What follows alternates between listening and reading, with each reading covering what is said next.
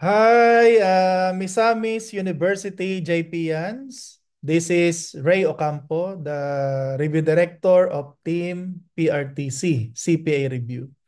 Okay, I hope you are enjoying your JPA Day celebration. Okay, so thank you to Dean Efren for this opportunity. Okay, to share some tips. Okay, for your students to survive yan, accountancy, and eventually pass the LECPA or the licensure examination for CPAs.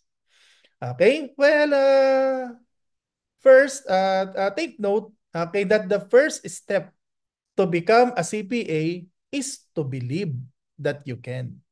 Okay, as Henry Ford said, if you think you can, you can.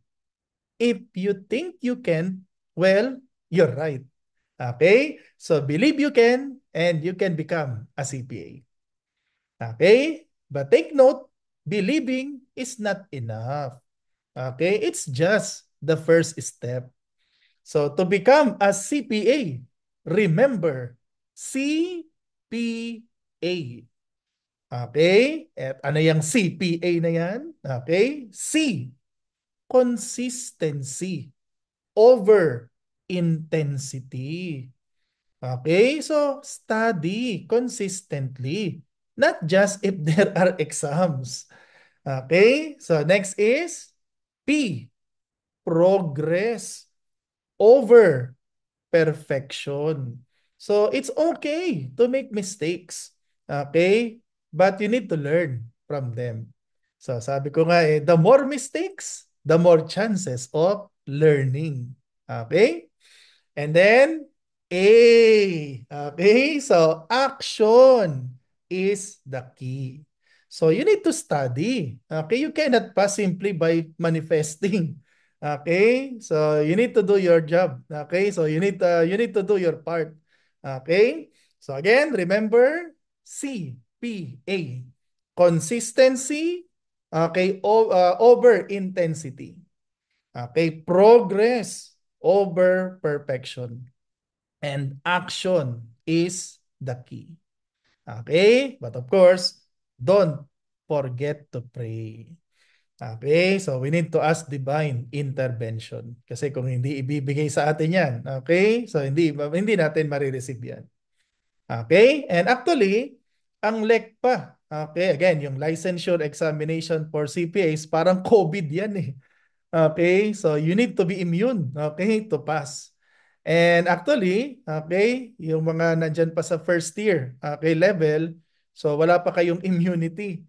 Okay, kaya hindi natin alam kung, okay, so pagdating ng second year, ilan ang may iwan sa inyo dyan okay, sa first year, yung magiging second year. So alam naman natin, ang accountancy, medyo mataas ang mortality rate. Okay?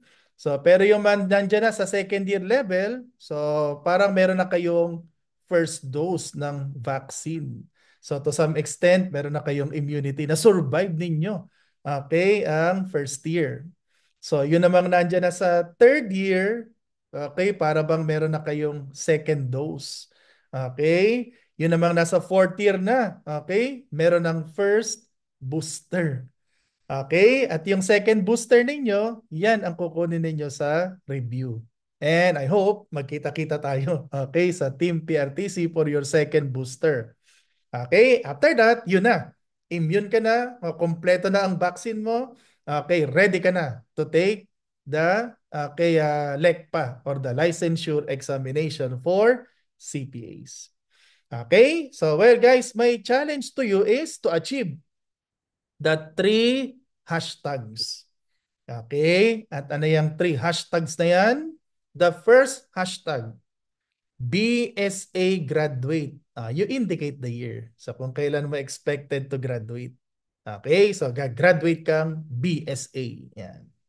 Okay? Next hashtag, CPA. So indicate the year. And then the last hashtag, gainfully employed. Yan. So you indicate the year.